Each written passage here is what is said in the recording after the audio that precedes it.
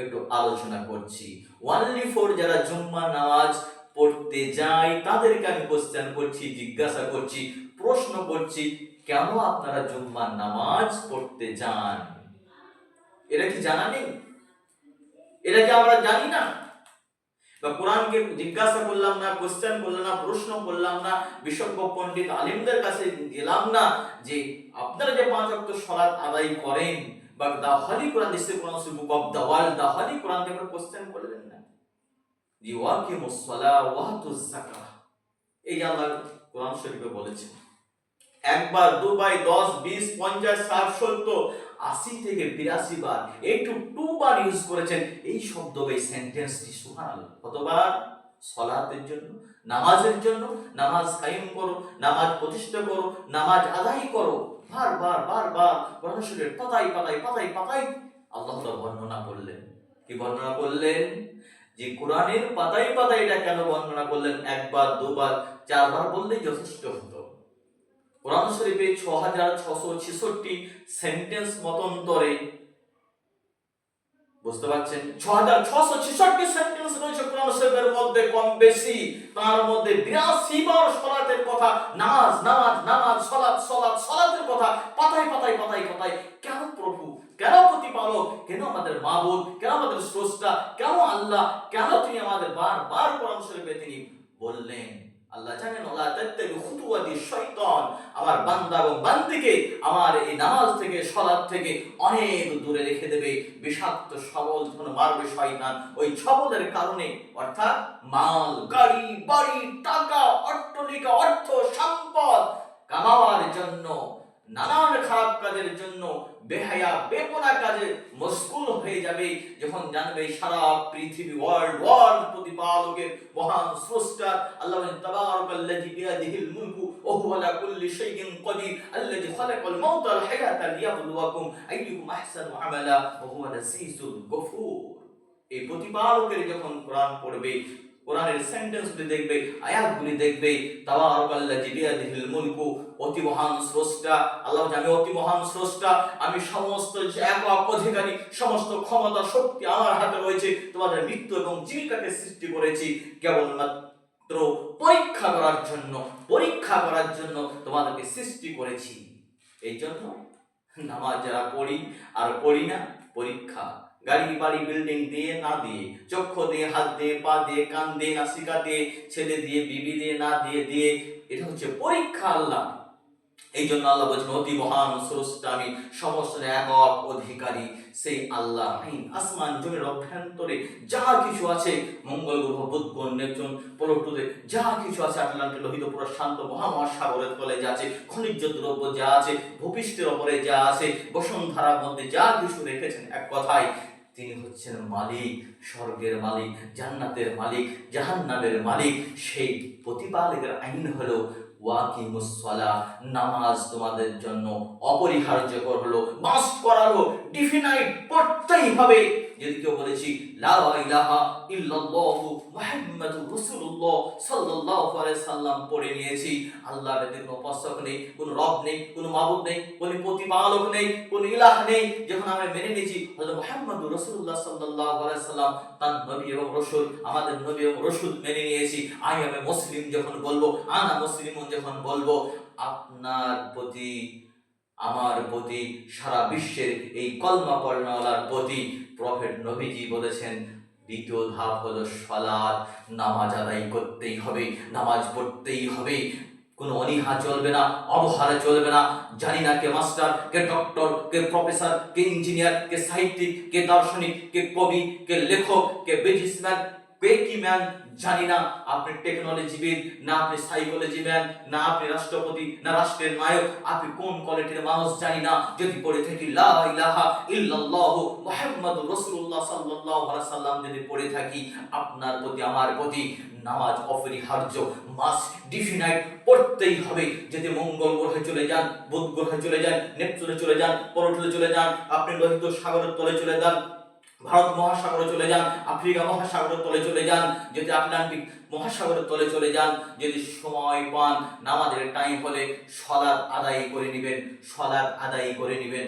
আমি একবার মানিগ্রামে আছি, মারিগ্রাম বীরভূম জেলায় রয়েছি।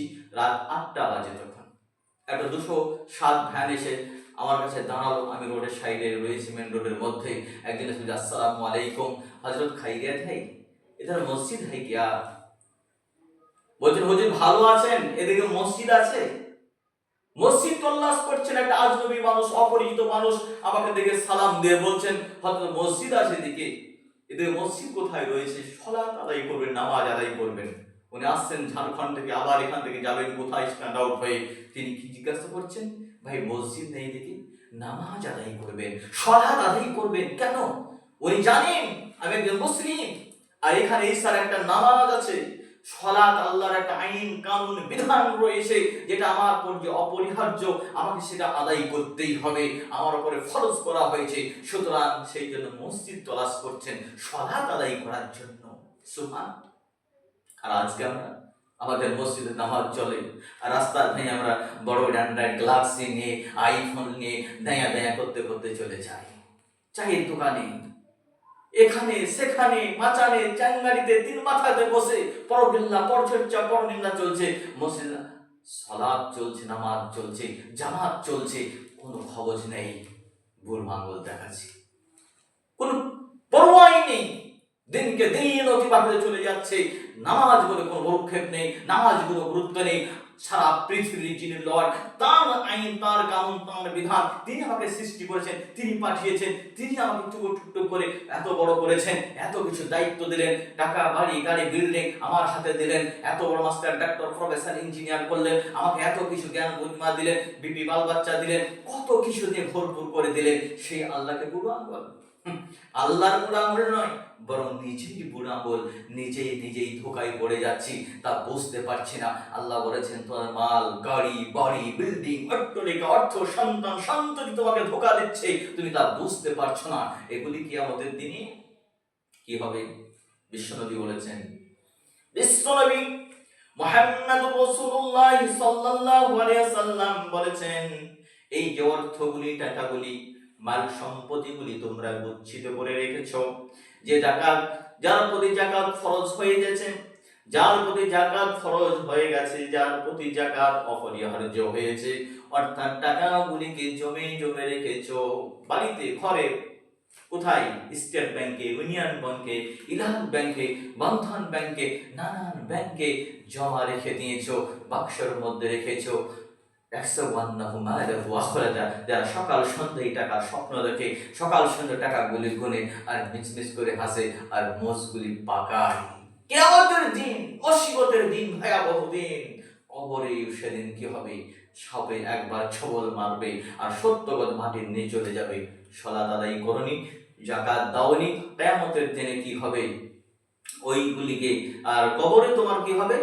বড় ধরনের আগুন্ডা সাপ তৈরি করে গলায় তোমার লটকে দেওয়া হবে, আর এক ছাবলা মারবে, বলবে কেন আমাকে এত প্রহার করা হচ্ছে? বলবে তোমার সেই গুচ্ছিত সম্পত্তি, গুচ্ছিত অর্থ, গুচ্ছিত তোমার মাল, গুচ্ছিত তোমার অ্যামাউন্ট, গুচ্ছিত সোনা দানা, হীরা মুক্তা জহর, সঙ্গে মারওয়ান ইয়াকুত মারকুত, তোমার সেই সম্পদ অন্তরের জায়গায় রেখেছিলে, বুকে ঝাঁকড়ে রেখেছিলে।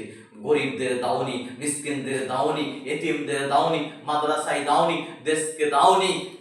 আল্লাহ আইন কানুনকে প্রত্যাখ্যান করেছো, নাকচ করেছো, অবহেলা করেছো, অনীহা করেছো। সেই গুচ্ছিত সম্পদ তোমার আল্লাহ আমাকে পরিবর্তন করে আজকে সর্প বা সাপ তৈরি করে তোমার গলায় লটকে দিয়েছে, আর এই ছবল মারার অনুমোদন দিয়েছে।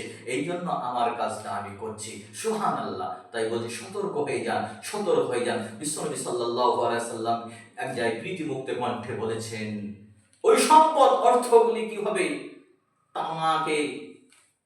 তামাকে এত ভাবে হিট করানো হবে, এমন ভাবে গরম করা হবে, সেই তামা সেলসিয়াস ডিগ্রি এত হবে, কোটি কোটি million, octillion, billion, zillion Celsius degree দিয়ে তাকে তাপানো হবে, পোড়ানো হবে, আর সেইটা তার কপালে আর বুকে মারা হবে। কপালে আর বুকে। তোমার কপালে সম্পদ ছিল, কপালে রেখিয়ে দিয়েছ, কোন জায়গায় খরচ করনি, আল্লাহর খাতে খরচ করনি, আর কি করবে? বুকে জড়িয়ে রেখেছিলে, বুকে দাব দিয়ে হবে, আর কপালে দাব দেওয়া হবে। বুঝতে পারছেন? সেদিন বুঝে আসবে কত ধানে কত চাল। সুতরাং আজকে সেই সালাত আর আজকে জাকাত যারা দিই না তাদেরকে, যাক আসল কথায় ফিরে আসা যাক, যারা অনলি ফর জুম্মার নামাজ পড়েন বা জুম্মার নামাজ জন্য মসজিদে আসেন বা জুম্মার নামাজের জন্য যান, তাদেরকে আমার কোশ্চেন, কেন আপনারা জুম্মা পড়তে যান? যদি জুম্মাই পড়তে হয় আপনাকে, তাহলে 5 ওয়াক্ত সালাত পড়তেই হবে। ওই যে বলছিলাম না, ঝাড়খণ্ড থেকে এলেন, গাড়িওয়ালা দাঁড়ালেন, জিজ্ঞাসা করলেন সালাতের জন্য।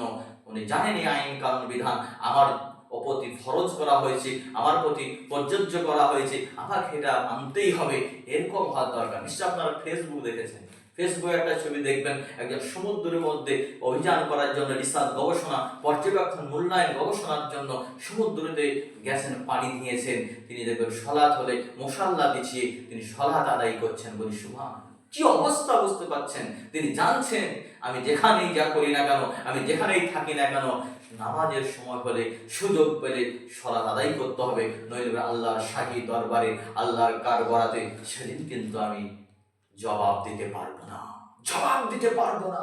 এটা আল্লাহ আইন কানুন, তার সামনে মুখ দেখাতে পারবো না। এই জন্য তার অন্তরে, তার হাড়, তার কল, তার রক্তে সেটা বসে গেছেন, এটা মাস্ট আমাকে করতেই হবে। বুঝতে পারছি? যারা জুম্মার নামাজ পড়তে এসেছেন, সবাই মাত্র আপনার ব্যবসাকে বন্ধ করে, বিজনেসকে বন্ধ করে দিয়ে, কৃষির কাজ, রিক্সা চালা, ভ্যান চালা, গাড়ি চালা, হাট ওয়ার্কের কাজ, নানান কাজকে বর্জন করে, পরিত্যাগ করে জুম্মার নামাজ যেমন এসেছেন পড়ার জন্য, ওই 5 ওয়াক্ত সালাতটা ওইভাবেই আদায় করতে হবে। জুম্মার নামাজটা অন্য কোনো প্রতিপালকের আইন, অন্য লর্ডের, অন্য প্রভুর, অন্য ভগবানের না অন্য স্রষ্টা মাবুদের, যে জুম্মার অন্য একটা আল্লাহ, আর 5 ওয়াক্ত সালাতটা আসর, জোহর, ফজর, মাগরিব, ঈশা, এটা অন্য আল্লাহ। বলি না অন্য আল্লাহ? যে আল্লাহর জন্য জুম্মা পড়তে এসেছেন, সেই আল্লাহর আইন কানুন, আল্লাহর বিধান, আল্লাহরই কথা হলো ওই 5 ওয়াক্ত সালাত আদায় করার জন্য। তাই বলছে, আর বেশি বোকামো না করে, বেশি চক্রান্ত না করে, বেশি ট্যালেন্টি, বেশি ক্লাভার, বেশি নিজেকে অনেক কিছু মহান না করে, লজিক না খাটিয়ে এদিকে সেদিকে জিলাপির মতো সোজা হয়ে ওইভাবে কথা বা ওইভাবে কাজ করার চেষ্টা করেন না। আল্লাহ ওমাকাল্লাহু খায়রুল মাকিরিন, বেশি চক্রান্ত, বেশি কৌশল, বেশি টেকনোলজি, বেশি মাথা, বেশি অমুক খাটা দেখেন না, তাহলে গর্ত দিয়ে করবেন, গাড্ডাই করবে, ব্লাস্টিং ফায়ার করবেন, কেউ আপনাকে বাঁচাতে পারবে না। অর্থ, বাড়ি বাড়ি, বিল্ডিং, অর্থ, সম্পদ, বিবি, বাল বাচ্চা, বন্ধু বান্ধব, লিডার কাডার, কেউ আপনাকে বাঁচাতে পারবে না যদি আল্লাহ আইনের প্রতি, আল্লাহর কানুনের প্রতি, আল্লাহর প্রতি অনীহা যদি চলে আসে, কেউ বাঁচাতে পারবে না। এই জন্য বলছি 5 ওয়াক্ত সালাত আপনার আমার প্রতি অপরিহার্য, মাস্ট পড়তেই হবে, পড়তেই হবে। আপনি যে কোয়ালিটির মানুষ হন, যে র্যাঙ্কের মানুষ হন, যে ধরনের মানুষ হন, আপনি যা হোক না কেন, আপনি কত কোটি টাকা, মিলিয়ন, অক্টোলিয়ন, বিলিয়ন, ডিলিয়ন, ঝিলিয়নের মালিক যাই হন না কেন, আপনি আই এম এ মুসলিম যখন বলেছেন, আপনি যখন পরে মুসলমান হয়েছেন, লা ইলাহা ইল্লাল্লাহ মুহাম্মদ সাল্লাল্লাহু আলাইহি ওয়াসাল্লাম পড়ে, সুতরাং আপনার প্রতি নামাজ অপরিহার্য, পড়তেই হবে, পড়তেই হবে। আপনি দুঃখ করুন, কষ্ট করুন, বা কষ্ট নেন, বা মন খারাপ করেন, আমাদের গালাগালি করেন, কিচ্ছু নেই। এটা হচ্ছে আল্লাহর আইন, আল্লাহর কানুন, আল্লাহর বিধান।